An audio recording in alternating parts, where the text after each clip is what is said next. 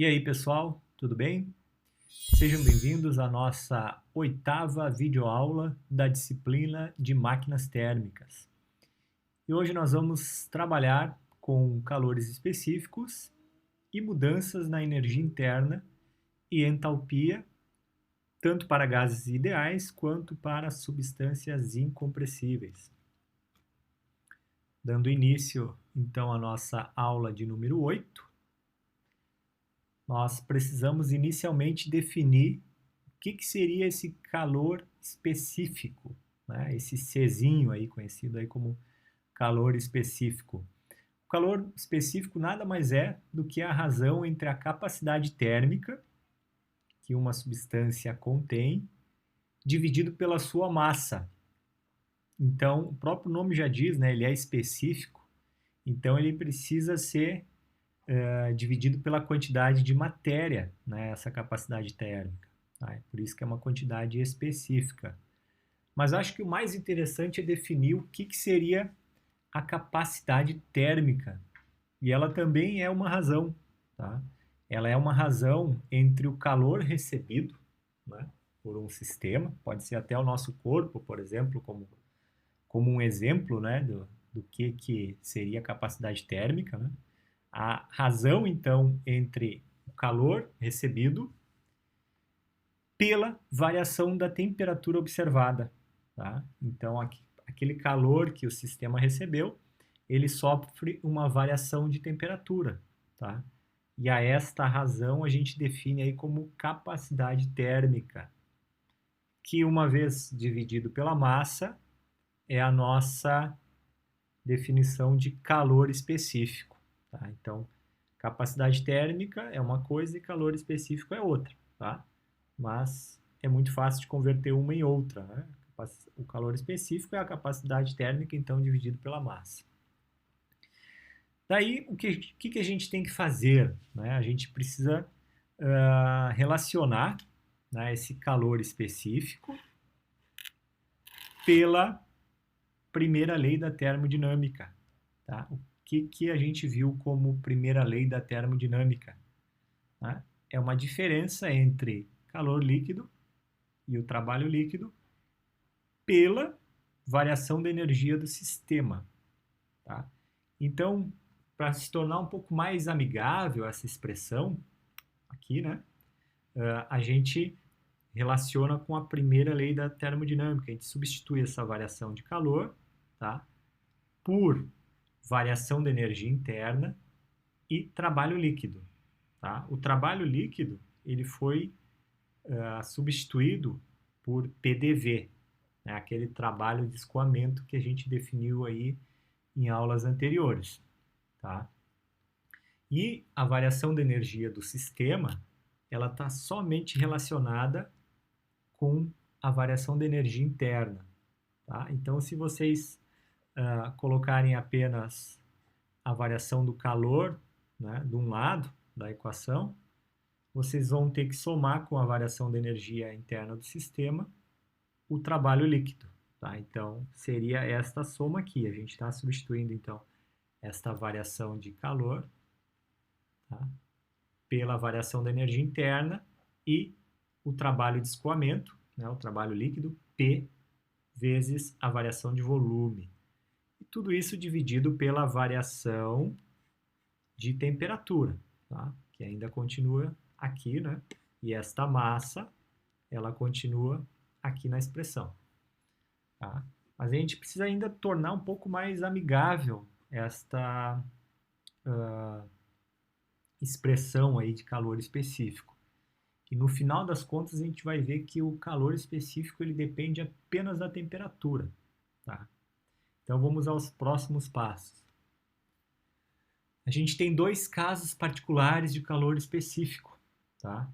Aquele calor específico, né, de um sistema a volume constante. Né? Daí o que vai acontecer com esta expressão quando o volume é constante? A gente não tem variação de volume. Né?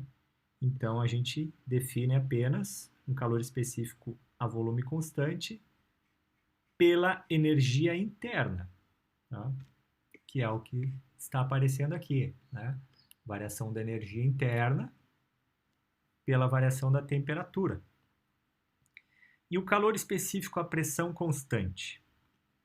A pressão constante, a gente não pode simplificar esta expressão aqui, né? A gente tem aqui a pressão, que é constante, então ele aparece, né, toda esta soma para o calor específico à pressão constante, tá? Então nada mais é do que essa expressão geral. Tá? Porém, a gente tem uma definição de que a energia interna mais o trabalho de escoamento, ela é a nossa entalpia. Tá? Isso aí a gente viu também em aulas anteriores. Tá? Para quem esqueceu essa aula, eu vou deixar disponível aqui, né, um card do referido assunto. Tá? Então, a gente pode substituir esta variação aqui da energia interna com o PDV por variação da entalpia. Tá? Então, a gente tem aqui a nossa variação aí da entalpia.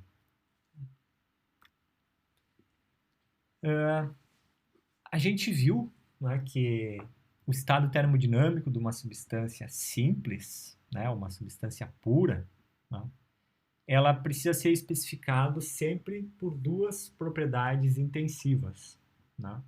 É aquela nossa lei de estado, que a gente viu aí também no início aí das aulas da disciplina. Tá?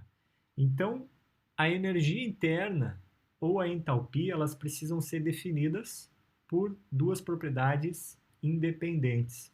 Tá? Então, se a gente pegar aqui a energia interna, ela vai ser função da temperatura e do volume. E a entalpia vai ser função da temperatura e da pressão. Tá? A gente precisa, novamente, melhorar essas duas expressões, tanto essa quanto esta daqui. Tá? Então, a gente vai fazer o quê? A gente vai fazer agora um diferencial, tá, dessas funções aqui, tanto da energia interna quanto da entalpia. Tá? O diferencial, né, é uma ferramenta, tá, que a gente vê aí nas disciplinas de cálculo. Tá? Então, quem não se recorda das disciplinas de cálculo, né, a fazer uma diferencial, né, eu sugiro que vocês façam aí uma pesquisa aí do assunto, né, ou relembrem, né, como é que se faz esse diferencial, tá? Para eu não fugir muito aí do nosso foco, né, que é apenas estudar aí a termodinâmica, né, máquinas térmicas, tá? Então, sugiro que façam uma revisão para quem não lembra. O calor específico a volume constante, né, então esse subscrito aqui, tá? Ele é uma diferencial parcial da energia interna pela temperatura, tá? A volume constante. Tá? Deixa eu mudar aqui para o apontador a laser. E o calor específico à pressão constante, ele é o diferencial da entalpia pela temperatura à pressão constante. Tá? Então, agora a gente vai fazer um diferencial total, tá? Que é um cruzamento das propriedades. Né? Vamos iniciar aqui pela variação da energia interna. A gente faz uma regra aqui de cruzamento da temperatura e volume. Tá? Então, o diferencial total da energia interna é o diferencial da energia interna pela temperatura a volume constante vezes o diferencial da temperatura, tá? Mais o diferencial da energia interna pelo diferencial do volume a temperatura constante vezes o diferencial total do volume. Tá? Esses d rondas aqui, ó, tá indicando que é diferencial parcial, tá? Que ele é função de várias propriedades. Tá? E esse D aqui, D de mesmo de palavra, significa o diferencial total, tá? Que é função apenas de uma propriedade. A gente pode mudar esta variação de energia interna pela temperatura pelo próprio calor específico a volume constante, tá? Então, nesta expressão nova aqui, eu mudei esta expressão por CV, vezes o diferencial total da temperatura. Mas, agora essa aqui a gente não tem como simplificar no momento, né? Que é o diferencial da energia interna sobre o diferencial do volume, a temperatura constante, vezes o diferencial total do volume. Tá? A nossa expressão, então, mudou, né? Mudou mais um pouquinho. Porém, ela não está ainda amigável. E como eu falei aí no início dessa aula, a gente vai ver que a energia interna, tanto a energia interna quanto a entalpia para gases ideais, tá? Ela é função apenas da variação da temperatura. Tá? Então, a gente vai fazer o quê? A gente vai fazer com que, deixa eu mudar aqui, caneta, com que esta expressão aqui, ó, ela seja zero. Tá? Para a gente fazer com que ela seja zero, a gente precisa adotar o uso, né, fazer o uso das ferramentas de relações termodinâmicas. Tá? Eu não vou ensinar para vocês como é que se usa essas relações termodinâmicas, né, que as conhecidas aí relações de Maxwell, também porque foge um pouquinho do nosso assunto, tá? Mas eu vou deixar disponível aqui na descrição desse vídeo o capítulo, tá? do livro, aonde tem uma revisão aí geral do que seriam essas relações termodinâmicas, tá? Algo simples, tá? Porém, eu não vou aprofundar aqui nessa disciplina, tá? Porque não vai ser muito útil, digamos assim, a não ser para tornar esta expressão aqui nula. Tá? Então, como é que a gente faz? Tá? Vamos mostrar inicialmente aqui também para a entalpia. Vou mudar aqui, mudando para laser, o apontador. A variação da entalpia, agora a gente fez de novo aquela regra cruzada aqui de diferenciação, tá? É o de Ronda, né? Variação parcial da entalpia pela temperatura, a pressão constante, vezes o diferencial total da temperatura, mais a variação parcial da entalpia pela pressão, a temperatura constante, vezes a diferencial total da pressão. Ou, como a gente já viu aqui, ó, nesta situação, que calor específico a pressão constante, nada mais é do que a variação da entalpia pela temperatura a pressão constante. A gente substitui esta expressão aqui por Cp, tá? E multiplica pela diferencial total da temperatura. Mais esta variação, tá? Que da mesma forma que é da energia interna, nós queremos que essa expressão aqui seja zero, tá? Ou seja, que a entalpia também seja apenas função da temperatura, tá?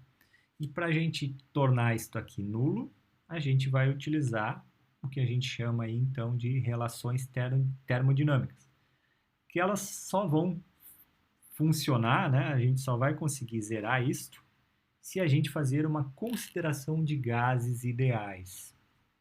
Se a gente não considerar gases ideais, essa expressão aqui ela precisa estar presente, tá? Para cálculo da variação da entalpia ou até mesmo da variação da energia interna, tá? Essa expressão ela precisa estar presente. Daí a gente precisa utilizar aí um método numérico para estar calculando a variação da energia interna ou a variação da entalpia. Tá? Mas para simplificar a nossa situação aqui na disciplina, tá? A gente vai considerar a situação de se trabalhar com gases ideais, que não deixa de ser uma realidade. Tá? Os processos envolvendo máquinas térmicas, eles têm uma relação muito próxima, né, do gás ideal com o gás real. Tá? As condições que a gente trabalha são muito próximas da idealidade. Então, tentando zerar o termo aqui, primeiramente para a variação da energia interna, tá? Aqui a gente fez uma relação termodinâmica, uma relação de Maxwell. A gente transformou essa variação da energia interna pelo volume, a temperatura constante, por esta outra expressão aqui, ó, temperatura, variação da pressão, variação da temperatura, volume constante, menos pressão, tá? E isso aqui vocês vão ter lá na revisão, né, do capítulo que eu vou deixar disponível na descrição, tá? Como é que se chega daqui para cá.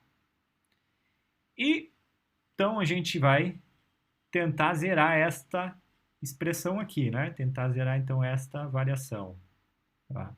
O que a gente vai fazer? A gente vai considerar então gás ideal. Se a gente considerar gás ideal, a gente pode utilizar aqui a nossa equação de estado. Ou seja, tá? Eu consigo mudar esta variação aqui, ó, por uma equação de estado, tá? Então, eu sei que pressão é uma relação da constante do gás vezes a temperatura pelo volume, tá? Então, se eu colocar aqui variação da pressão pela variação da temperatura, eu tenho o R sobre V, tá? E o R sobre V eu substituo aqui, tá? Então, nós temos o quê? A temperatura vezes o R sobre V menos pressão. E o que é esse conjunto aqui todo? Temperatura vezes o R sobre V. Nada mais é do que a nossa pressão. Tá? A nossa pressão. Então, a gente simplesmente fez uma subtração de pressão por pressão. Tá? Por isso que ficou, então, zero. Tá? Por isso que toda essa parte aqui da nossa equação da variação da energia interna, toda essa parte aqui, ela se anula, tá? E eu tenho, então, que a variação da energia interna é a variação da temperatura vezes o calor específico a volume constante, certo? Então, aqui está provado que a variação da energia interna para gases ideais só depende apenas da temperatura. E o que a gente pode esperar para variação da entalpia? Tá? Uma mesma simplificação. Tá? A gente vai chegar numa mesma, utilizar uma relação termodinâmica também para simplificar a expressão, tá? E ter esta variação aqui da entalpia pela pressão, a temperatura constante, nula. Tá? Então, calor específico à pressão constante, tá? Que foi trabalhado aí com a variação da entalpia, ele é função também apenas da temperatura. Daí, neste caso, como ele é função apenas de uma propriedade, eu posso mudar aquele diferencial parcial por diferencial total. Tá? Então, é o que está acontecendo aqui, ó. O calor específico a volume constante é a diferencial total da entalpia pela temperatura, tá? Isto para um gás ideal. E o calor específico a pressão constante, tá? Ele é função da variação da entalpia pela temperatura, também considerando aí gás ideal.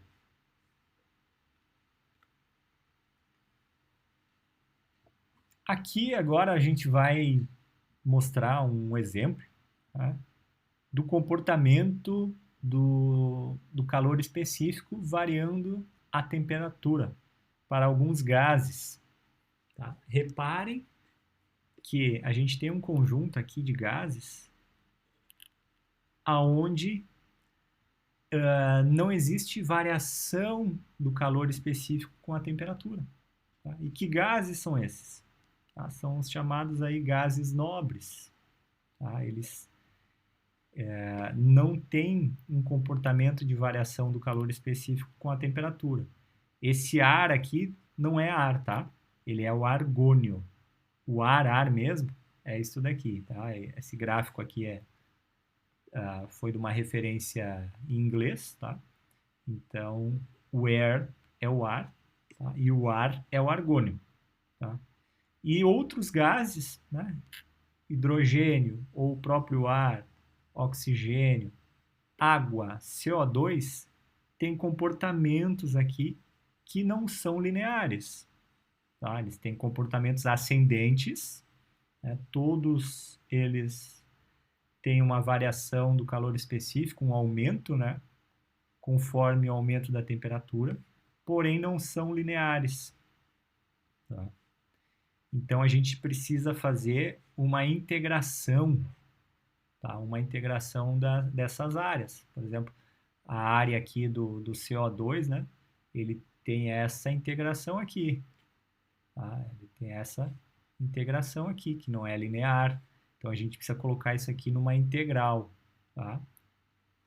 Então a gente tem aqui o que? Mudanças diferenciais para a energia interna e para a entalpia. Então a gente tem uma variação da energia interna, que é o calor específico a volume constante vezes o diferencial total da temperatura, e o da entalpia é o calor específico a pressão constante vezes o diferencial da temperatura. Então a gente consegue calcular tanto a variação da energia interna quanto a variação da entalpia utilizando calores específicos que a gente acabou definindo aí na aula de hoje. Então, agora a nossa próxima etapa é mudar aquele diferencial para uma integração. A gente precisa integrar toda esta área, tá? Se a gente quiser calcular a variação da entalpia ou da energia interna, por exemplo, do CO2, a gente precisa integrar toda esta área, tá? Para estar calculando o que a gente quer, ou variação da energia interna ou da entalpia. Lembrando que tanto a energia interna quanto a entalpia são funções de estado, tá? Ou seja, independem do caminho, tá? Independem do processo, tá? Eles só dependem do valor final e do valor inicial, tá? Por exemplo, a gente tem aqui uma figura, tá? Onde a gente tem 3 processos diferentes, tá? Saindo aqui do ponto 1 ao ponto 2A, 2B e 2C. E nós temos aqui, deixa eu mudar para o laser novamente. Nós temos aqui 2 isotermas, tá? Então é uma variação em 2 temperaturas, tá? No caminho 1, 2A é um processo a volume constante, tá? Eu estou com um gráfico de pressão versus volume, tá? Então não vamos ter trabalho, né? Como a gente viu aí nas aulas anteriores. Se eu não tenho variação de volume, eu não tenho trabalho líquido, né? É um trabalho de fronteira. Aqui no processo 1, 2B, nós temos tanto variação de pressão quanto variação de volume, tá? Então a gente tem aqui uma relação, para essa curva aqui, ela é uma relação linear, né? Pressão como sendo 1A mais BV. E no caminho C, no 1, 2C, é um processo a pressão constante. Então aqui a pressão não varia. E se nós quiséssemos então calcular a variação da energia interna ou da entalpia para esses diferentes caminhos dentro deste range, como é que a gente calcularia? Como eu falei, tanto a energia interna quanto a entalpia independem do caminho, tá? A gente tem, então, para esses 3 caminhos diferentes, as mesmas variações de energia interna e as mesmas variações de entalpia, desde que elas obedeçam os mesmos ranges de temperatura. Tá? Então, eu saí do mesmo valor de temperatura e finalizei com o mesmo valor de temperatura. Então, a variação da energia interna em entalpia necessariamente tem que ser a mesma, tá? Para esses três caminhos. Tá? Então, o caminho A, o caminho B, o caminho C, eles vão ter o mesmo valor, né, de variação de energia interna, ou entalpia. E eu calculo, né, estas variações pela integração, né, do calor específico a volume constante para o range de temperatura que foi definido, né, T1 e T2.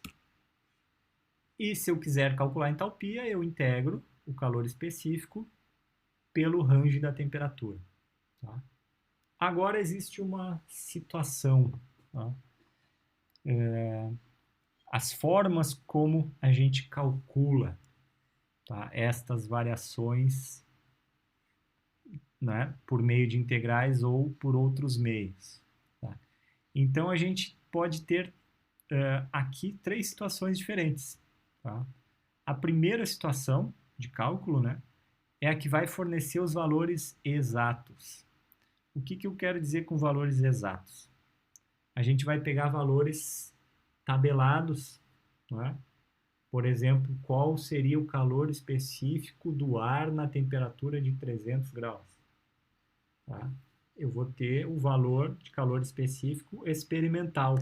Aí a gente vai pegar aquele valor experimental. Ah, mas se o range mudou, né? A variação ela é de 300 a 500 graus. Tá? Eu vou fazer uma integração, né, aqui de 300 a 500 graus. E vou pegar valores também tabelados da variação, né, do comportamento aí da variação dos calores específicos, que também são valores tabelados. Tá? Então, eu vou ter o único porém, né, é que a gente vai ter vários coeficientes que a gente precisa colocar nessa integração. Tá? E a gente vai ver o que são esses coeficientes. Então, vamos lá.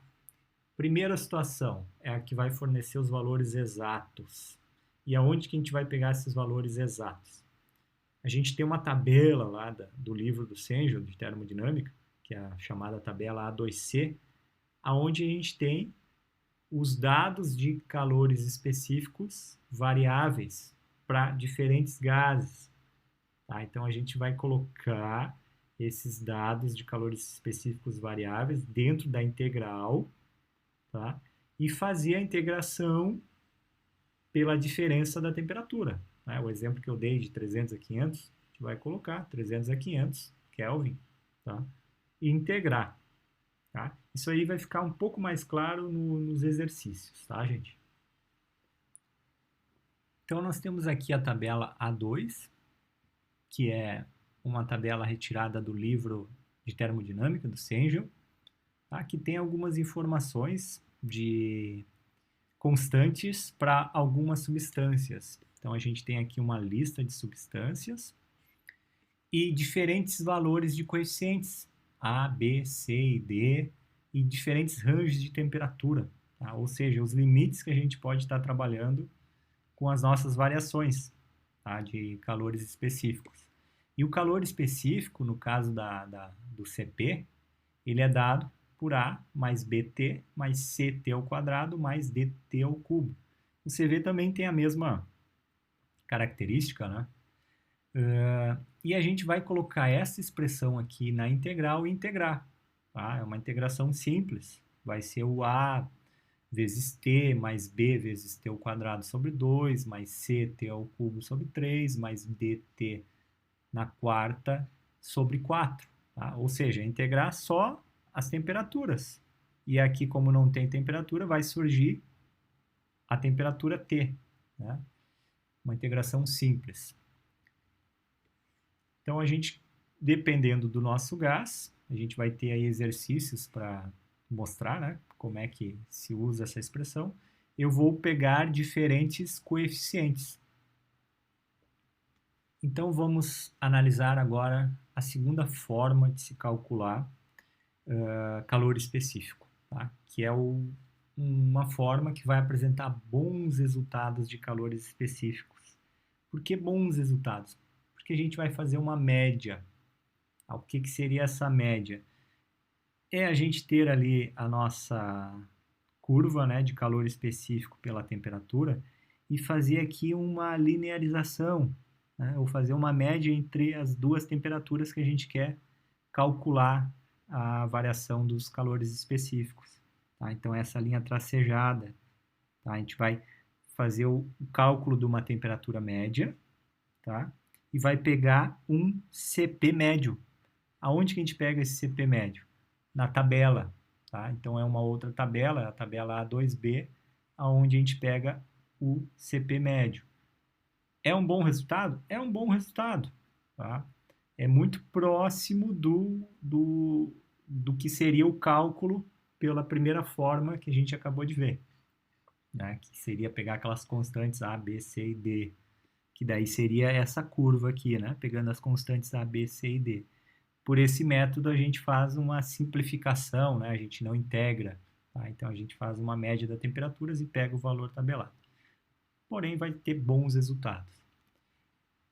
E qual tabela é? A tabela é a A2B, que vai ter aqui diferentes temperaturas, que a gente calcula, né, a temperatura média, e pega ou o CP ou o CV, e a gente tem aqui para diferentes gases, ar, CO2, CO, oxigênio, nitrogênio, H2.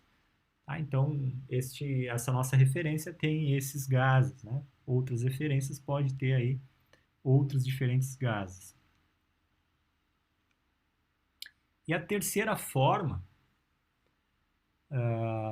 que também é uma forma adequada, tá, de se calcular os calores específicos, e na maioria das vezes utilizado, tá, porque é uma forma, é a mais simples de todas, é só pegar um valor de CV, tá, que foi obtido em qual temperatura? Na temperatura, né, ambiente, 300 Kelvin. Tá? A gente tem aqui a tabela A2C, onde temos tanto calor específico a pressão constante quanto a volume constante, para alguns gases também. Esses valores foram obtidos, né, experimentalmente a 300 Kelvin. Tá? E a gente vai se apropriar, né, para uma resolução de um exercício, se apropriar desses valores a 300. Quando que ela pode fugir muito, né, da realidade?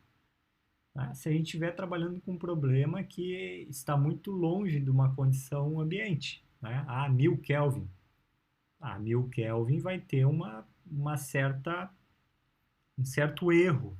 Tá? Por quê?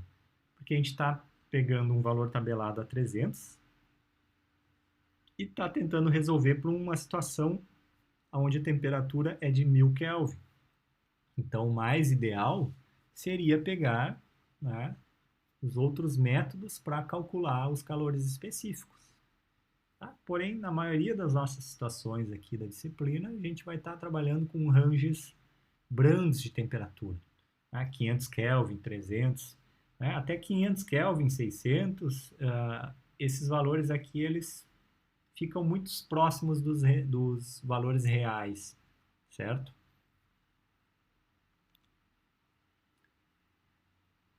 E por fim, a gente precisa fazer aí uma relação entre esses calores específicos, né? A pressão constante e a volume constante. Como é que a gente faz uma relação? A gente novamente utiliza lá a nossa definição de entalpia, tá? Que era a soma aí da energia interna mais o trabalho de escoamento, o PV. E faz o quê? Faz uma diferencial desta equação. Tá? Então a gente tem o DH, tá? Mais DU, mais D. O PV a gente substitui por RT. Tá? O diferencial aqui do PV a gente substitui por RT, porque a gente está considerando o gás ideal. Daí o que surge? Variação da entalpia, nós vimos que é dado pelo produto do calor específico à pressão constante vezes a variação da temperatura.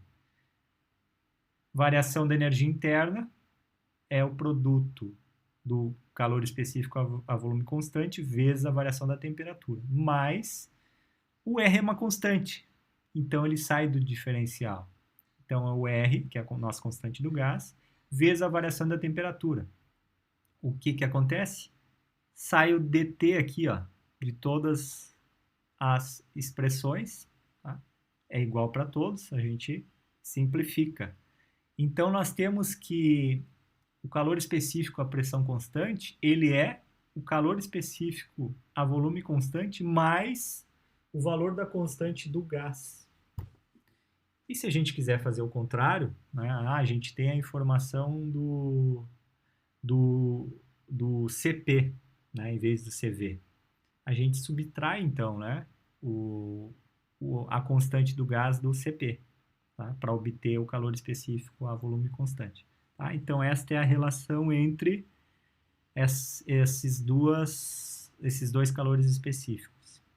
E nós temos uma outra relação, tá, que é a conhecida razão dos calores específicos, o nosso K, que é uma razão entre calor específico a pressão constante e a volume constante. Tá? A gente vai utilizar bastante esta relação aqui.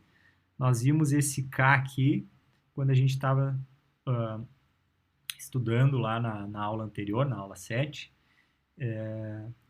processo politrópico, né, onde é um PV elevado na N, e esse N pode ser um K, tá? Que é esta razão entre os calores específicos. Tá? É uma outra constante aí que surge, tá? Uma vez que nós temos unidades aqui iguais no numerador e no denominador, né? Ele é um adimensional, tá? É uma constante, o próprio nome já diz.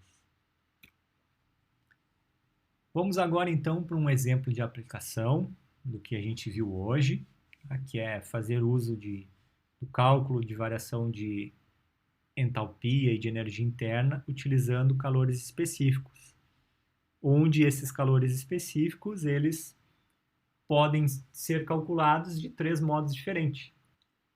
Então nós temos aqui o exemplo 8.1, 2 kg de ar são aquecidos de 300 para 500 Kelvin. Eu quero encontrar a variação da entalpia assumindo, letra A, dados de calor específico empíricos da tabela A2C, que é a primeira forma que a gente viu de calcular. Calor específico da temperatura média usando a tabela A2B, que é a segunda forma de calcular o calor específico. E o C é o calor específico a 300 Kelvin a partir da tabela A2A. E o D é utilizando as tabelas de ar da tabela A17. É uma outra tabela do livro de termodinâmica do Sengel, onde a gente tem valores tabelados de entalpia do ar. A gente vai ter então a entalpia a 300 Kelvin, a entalpia a 500 e a outras temperaturas. Então a gente vai fazer uma diferença desse range de temperatura de 500 e 300 e obter a variação da entalpia sem utilizar calores específicos. E necessariamente esse resultado D tem que ser igual ao resultado A, porque é onde a gente está calculando de forma exata, tá? Sem nenhuma aproximação. Então vamos lá para a nossa forma A de calcular. Na tabela A2C, a gente tem aí, para o ar, os coeficientes A, B, C e D. Então a gente vai substituir nessa expressão, tá? E vamos fazer então agora a integração desta equação, tá? Para calcular a variação da entalpia. Reparem só uma observação, eu não estou com a tabela aqui no momento, tá? Na A2C, mas ela tem unidades aqui por mol. Vamos voltar um pouquinho lá na tabela A2C. A2C, a gente tem a unidade em kJ, né, energia, por kilomol Kelvin. Tá? A gente tem aí no problema uma quantidade mássica.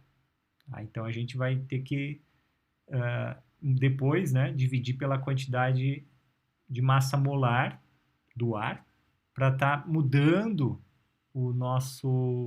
a nossa unidade de kJ por quilomol para kJ por quilograma Kelvin, uma vez que a gente tem aí 2 quilogramas.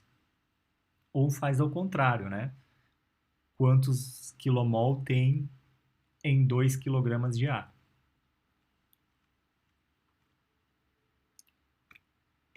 Então, colocamos aqui o calor específico à pressão constante na integral, tá? Integramos, tá?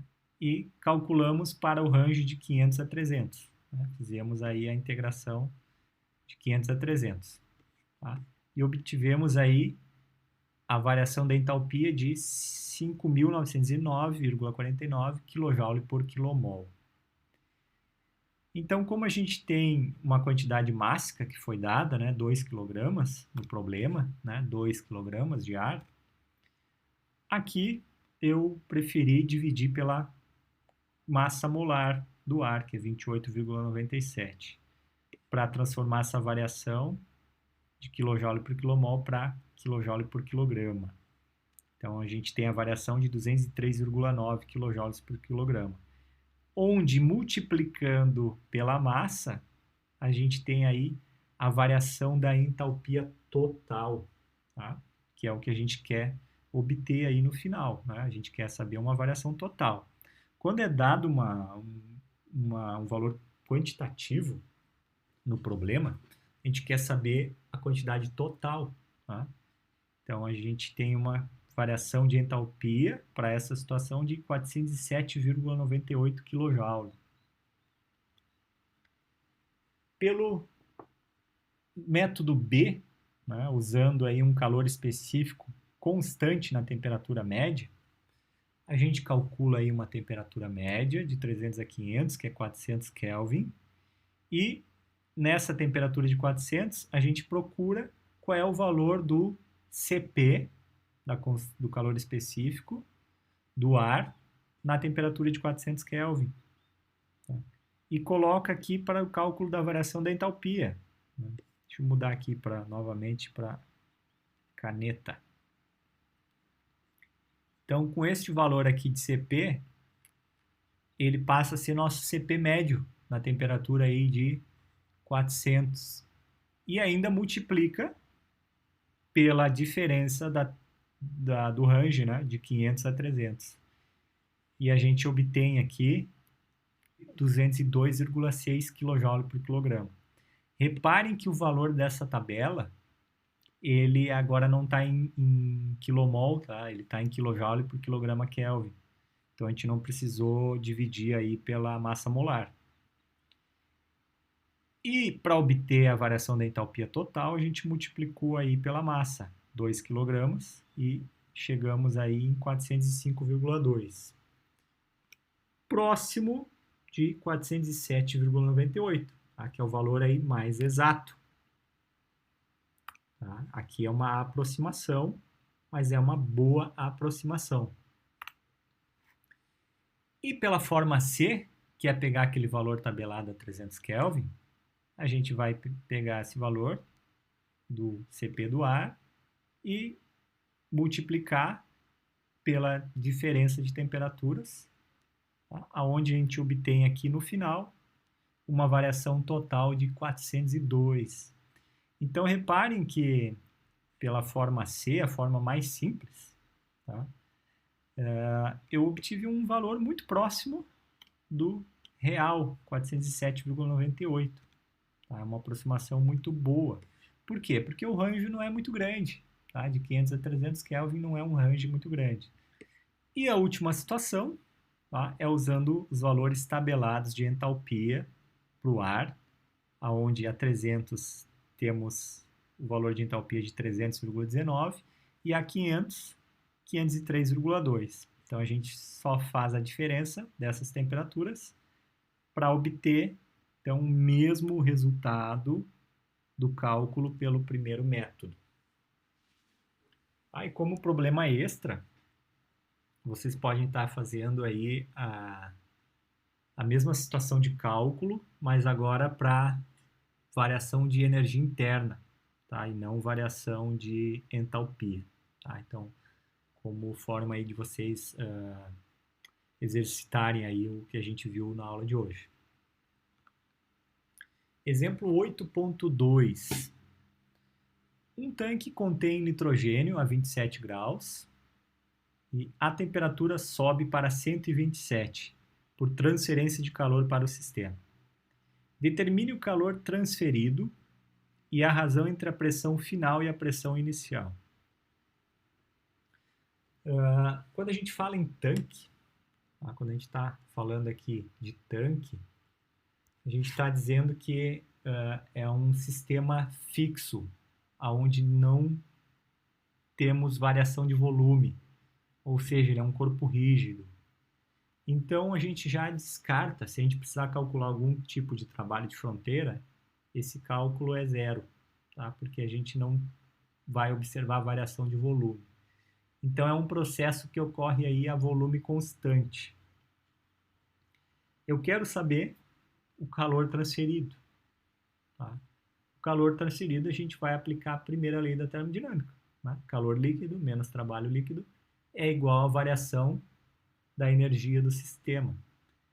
Que para o nosso caso, a nossa variação da energia do sistema é dada apenas pela variação da energia interna.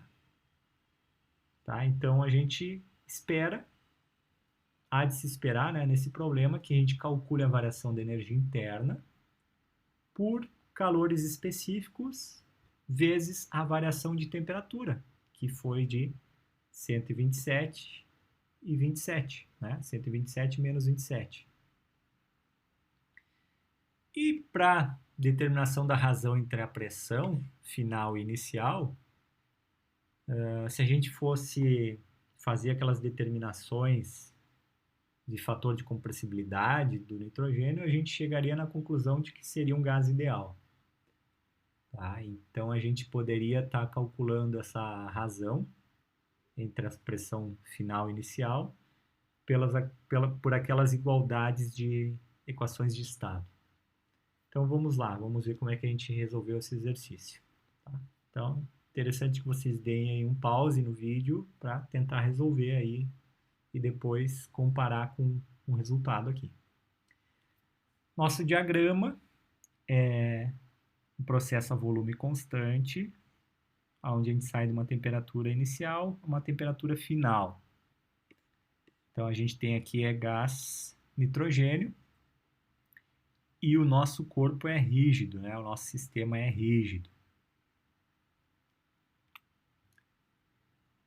Para aquele cálculo de razão, né, entre pressões, a gente fez então aqui a igualdade de estado, a equação de estado, tá? Ou seja, P2 sobre P1 é dado por T2 sobre T1, que a gente tem essas informações.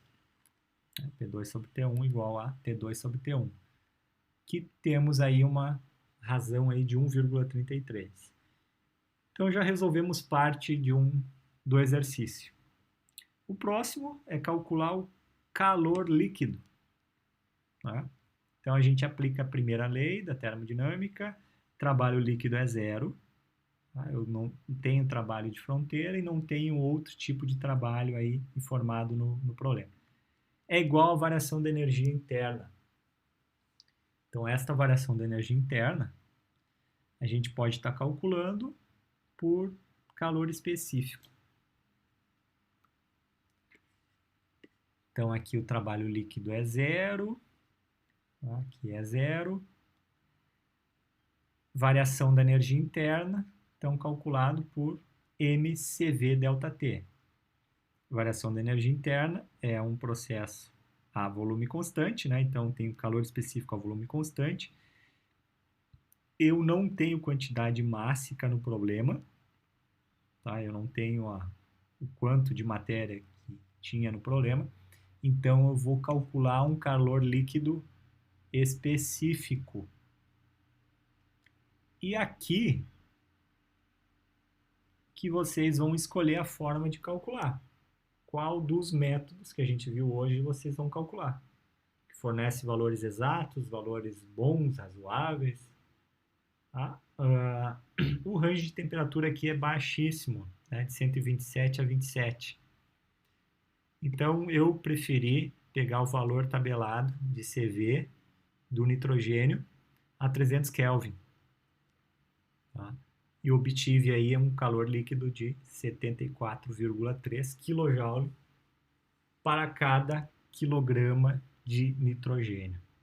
Tá? Então, é bastante simples a forma aí de calcular. Exemplo 8.3. Ar é expandido isotermicamente a 100 graus, de 0,4 megapascal a 0,1 megapascal. Encontre a razão entre o volume final e inicial, a transferência de calor e o trabalho. Bom, nós estamos agora numa situação diferente do problema anterior. A gente tem aí agora um processo de expansão.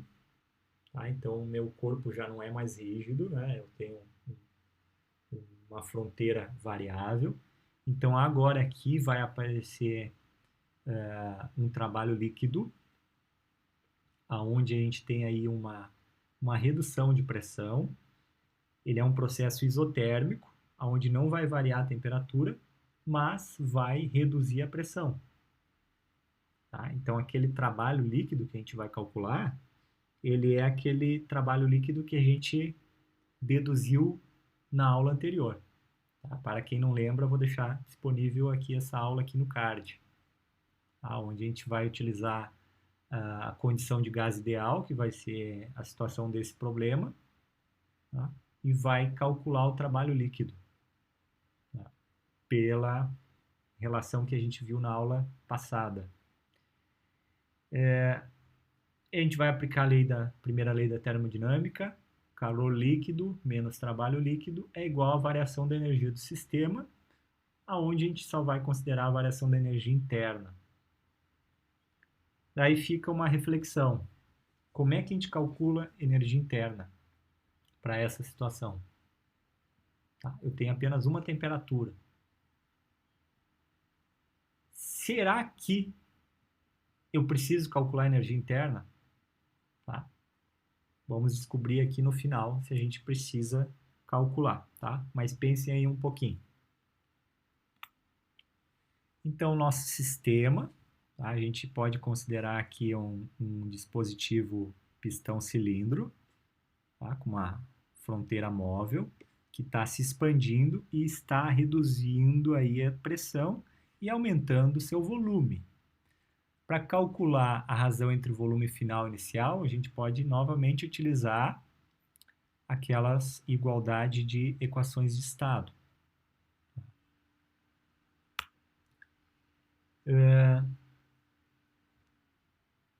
A gente utiliza aqui, então, as relações de propriedades, PV igual a MRT, e variação da energia interna, CV, T2 menos T1. Aqui já está nos dizendo alguma coisa, né? Energia interna, CV, T2 menos T1. T2 menos T1, eu não tenho variação de temperatura, é isotérmico. Então, energia interna para nós é nula. Ou seja, a energia interna, a variação da energia interna num processo isotérmico, ela é zero. Tá?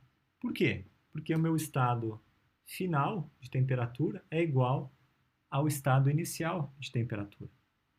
Tá? Então, o nosso cálculo de calor líquido é igual ao trabalho líquido, tá? Porque a nossa variação de energia interna é zero. Então, basta a gente calcular o trabalho líquido pela expressão que a gente deduziu na aula anterior, para processo isotérmico, para determinar também o calor líquido. Tá? Eles têm que ser iguais.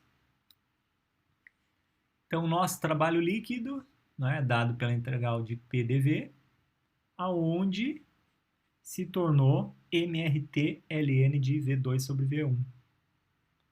Eu não tenho V2 sobre V1, eu tenho P2 sobre P1. Mas o que a gente quer descobrir nesse exercício é a relação V2 sobre V1, né? Que por equação de igualdade da equação de estado é P1 sobre P2, ou seja, 0,4 sobre 0,1 megapascal, que é 4. Então já resolvemos nosso problema. novamente. Tá? Colocar esta relação aqui e resolver as demais. A gente tem a temperatura isotérmica, a constante do gás nós temos, o M a gente tem, já não me recordo. Não temos o M, a massa de ar, né? Então a gente vai determinar o trabalho de fronteira específico, tá? O trabalho líquido, aquele minúsculo, né?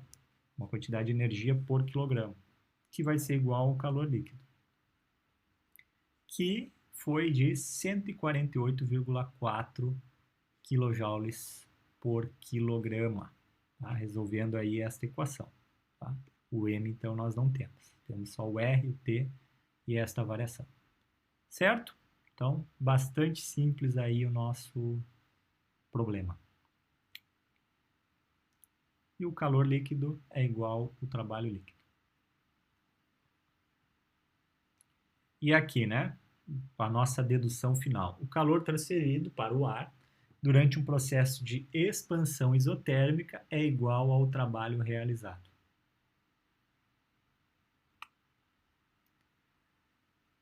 Agora a gente vai para mais uma parte teórica, que é analisar as variações de energia interna e entalpia de substâncias incompressíveis. Para o caso de substâncias incompressíveis, sólido ou líquido, nós não observamos variação de volume, né, ou de densidade. Não observando variação de volume, de densidade, a gente torna igual os termos de calor específico, a pressão constante ou a volume constante. Então, a gente tem um C geral, tá? Dado aí por energia e quilograma por Kelvin.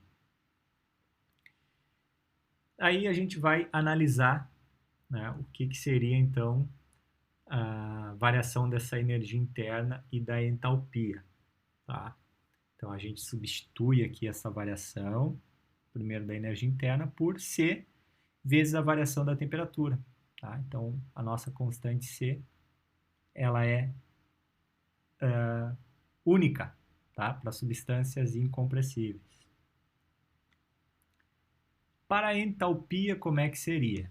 Tá? Novamente, a gente vai fazer o diferencial desta soma, né, de energia interna com trabalho de escoamento. Então, é variação da energia interna mais PDV mais VDP. Aqui foi feita uma regra de cadeia aqui, né, no diferencial. Uma vez que a substância é incompressível, a gente não observa variação de volume. Tá? Então, este termo aqui já é zero, já é nulo. Então, a variação da entalpia é a própria variação da energia interna mais VDP. Tá? Se a gente for fazer a integração, variação então da entalpia é variação da energia interna mais V vezes a variação da pressão. Tá? Como a gente deduziu a variação da energia interna por C vezes a variação da temperatura, a gente muda. E a gente analisa agora esta variação aqui, que pode ter duas situações diferentes. Tá? Para o caso de sólidos, o volume específico ele se torna aproximadamente zero. Ou seja, a variação da entalpia é a própria variação da energia interna. Tá? Para o caso de sólido.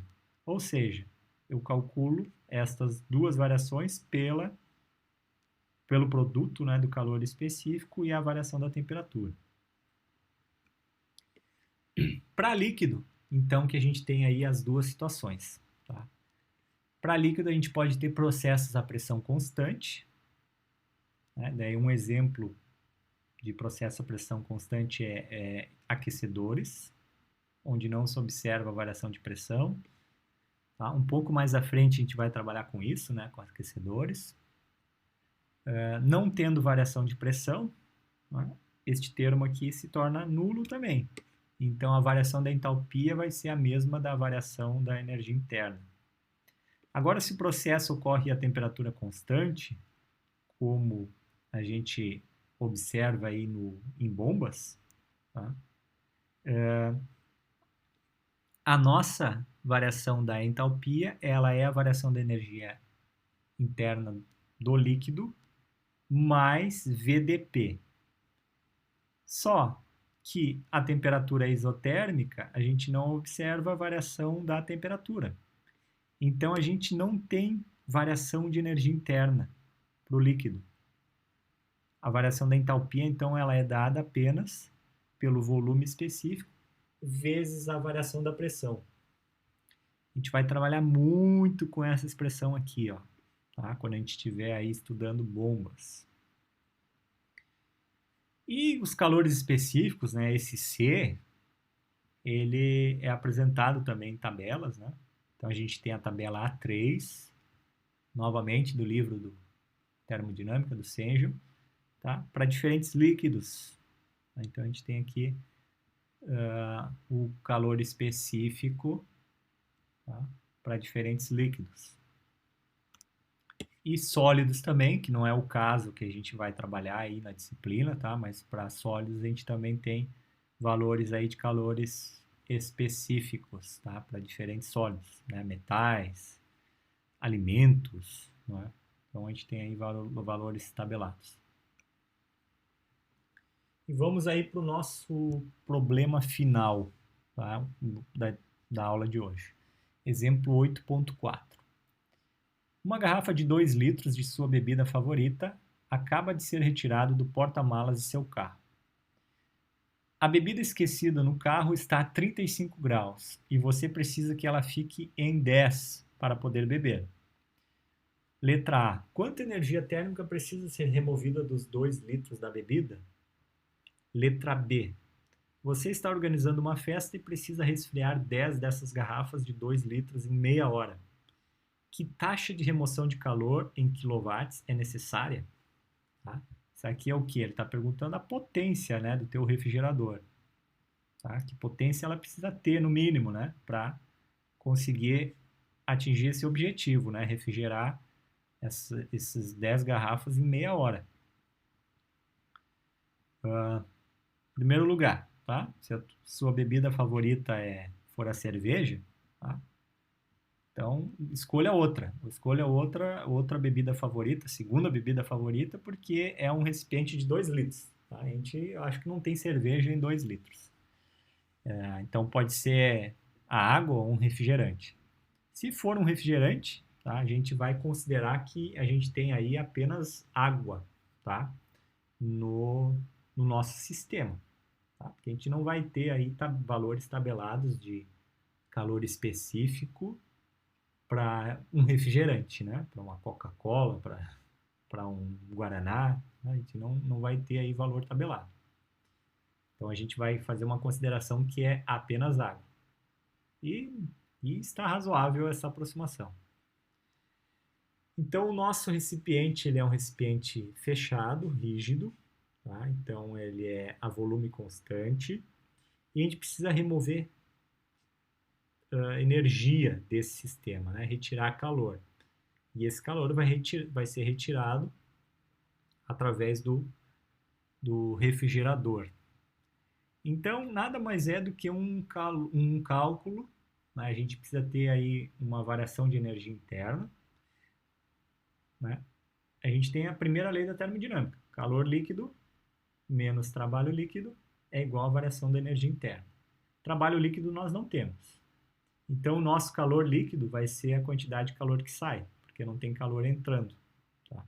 Então, a quantidade de calor que sai é dado pela variação da energia interna, que é o C, né? Que é o C tabelado, que a gente vai pegar aí tabelado, da tabela que a gente acabou de apresentar, que é o calor específico da água, tá? Vai pegar um valor médio desse calor específico. Tá? Deixa eu voltar lá na tabela. Aqui, ó, a água, tá? Ele tem ranges aqui de 0, 25 graus, 50, 75, 100, e tem esses valores de calor específico, 4,22, 4,18, 4,18, tá? A gente vai pegar um valor médio aqui, em kJ por quilograma Kelvin, vezes a variação de temperatura, né, de 35 a 10, né, ou seja, 25 graus. né, ou 25 Kelvin, tá, que é a mesma variação. Para calcular, então, a quantidade de calor que sai. Vamos para o cálculo, então? A gente modificou, né, a gente tem uma quantidade informada no problema, né, que é 2 litros. A gente modificou essa quantidade volumétrica para a quantidade mássica, ou seja, dividiu esse volume pelo volume específico da água, tá? E aqui é 2 kg. E aplicou aí a primeira lei da termodinâmica. E o valor do C, né, do calor específico, dado foi 4,18 que a gente pegou. Trabalho líquido, então, nós não temos. Então, o que nós temos é a quantidade de calor que sai, que é dado pela variação da energia interna. Tá? Ou seja, a quantidade de calor que sai foi de 209,2 kJ. E agora para o problema B, né? Você tem 10 dessas garrafas e você quer resfriar em meia hora. Então, quanto de calor é necessário remover, né? Quanto o refrigerador precisa ter de potência para remover. A gente vai multiplicar este valor aqui que nós obtivemos pela quantidade, né, de garrafas, 10, tá? E vamos dividir pelo tempo, tá? A meia hora, né, pelo tempo. Para obter o quê? Para obter uma taxa. Tá? Então, a gente sai de uma quantidade total de calor e vai para uma taxa. Tá? Então, a taxa ela está sempre fazendo referência a um tempo. Tá? E descobre que a gente precisa ter um refrigerador que ofereça no mínimo uma potência de 1,162 kW. Tá? Então, é esta a quantidade de energia que a gente precisa remover nessa quantidade total de 10 garrafas em meia hora. Bom, gente, nós encerramos a nossa aula de hoje, tá? Então, nós vamos ficando por aqui e nos vemos, então, na próxima aula.